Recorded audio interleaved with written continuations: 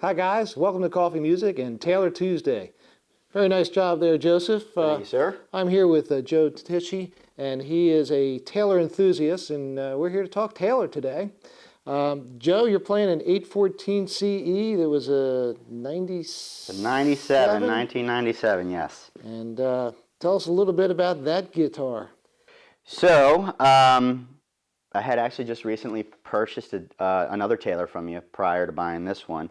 I think it was a 514 or a 516 cedar top mahogany back and sides.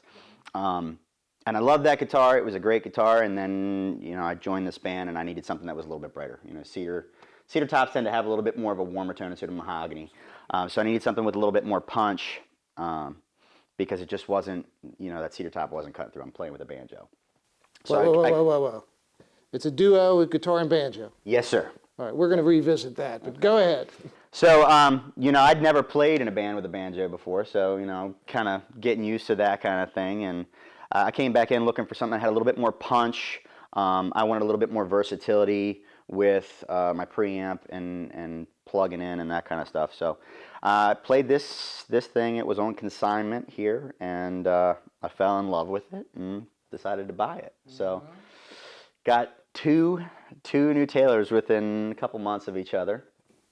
But I love this guitar. Definitely not a slacker in the Taylor department. No. It's kind of it's an addiction.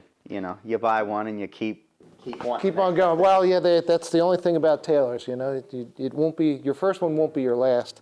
I am holding here your first Taylor that you bought from Coffee Music. Second Taylor. Second. Okay, Second, I'm wrong. Yeah. And tell us a little bit about this guy. So that is a 214, 214E. I bought that, I want to say, probably 2011. I had a Dreadnought 312 CE that I bought from you in 2007, and I was ready to get a new guitar because I had been playing that one out for a long time. And I was going through a big John Mayer phase, which if you look at the body style on that, it's very similar to his signature Martin that he has. So I wanted that Grand Auditorium body style. And you actually didn't have this one in stock. I did a lot of research online and was looking for one. And I, of course, had been coming to your shop since I was 10 years old. And how old are you now? 31 years old now. So 21 years I've been shopping. You can drink now. Yeah. Yeah, well, we appreciate all the business throughout the years. Absolutely, for sure. man. I've been very happy with all the business that we've done over the years, and you guys have always treated me real well.